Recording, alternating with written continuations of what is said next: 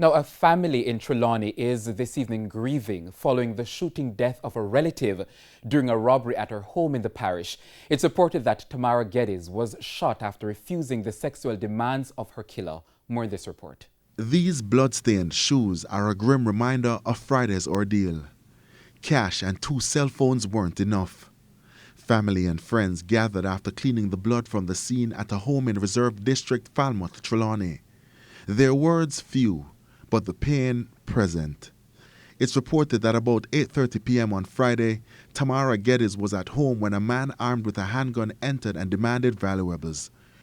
We're told that while his request was fulfilled, the cash and 2 cell phones weren't his only desires. He reported the demanded sex from Miss Geddes. She refused and was shot in the head. Other family members were downstairs in the 2-story dwelling.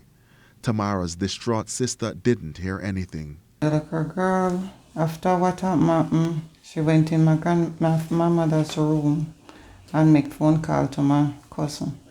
That's how I heard about it. No one downstairs hear anything. She's trying to come to terms with her sister's killing. She describes her sister as jovial, fun-loving, and generally at home.